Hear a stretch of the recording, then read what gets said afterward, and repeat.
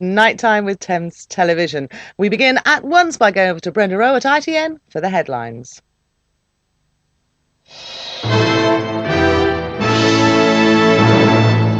It's reported from Washington that thousands more American troops and hundreds of tanks are to be moved from Europe to the Gulf, so tightening the military net around Iraq. Unnamed sources say the Defense Secretary Dick Cheney will make an official announcement within a week in an attempt to get Saddam Hussein to withdraw from Kuwait. Here, the Prime Minister warned President Saddam that if he didn't get out soon, the Allies would remove him by force. Mrs. Thatcher's remarks in the debate on the Queen's speech have prompted a $2.50 a barrel rise in the price of oil in America.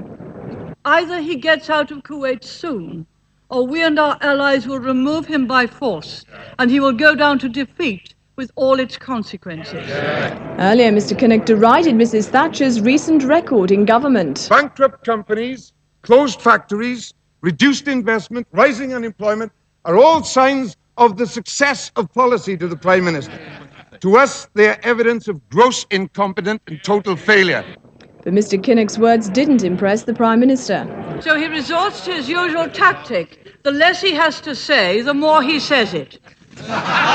The former world boxing champion Terry Marsh has been cleared of trying to murder his ex-manager Frank Warren.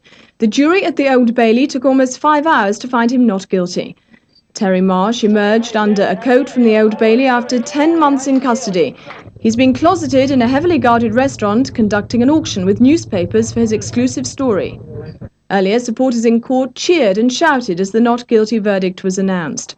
The trial was an ordeal for Frank Warren too. Obviously, as I've said, the jury considered the verdict and they've given their verdict. Would you now hope that the police would reopen the case and find out who did try to kill you? I'm quite sure whatever the police need to do, they'll do. The police have said that unless new evidence comes to light, they won't reopen their investigations into the shooting.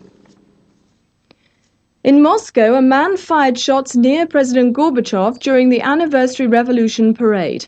The Russian leader Boris Yeltsin watched the parade with President Gorbachev, and both seemed unaware of the incident. The gunman was tackled by KGB men. That's all for now. More news later.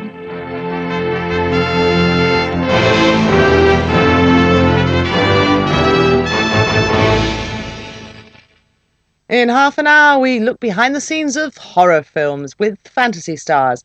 That's after our nightly visit to Basingstoke for the ice skating.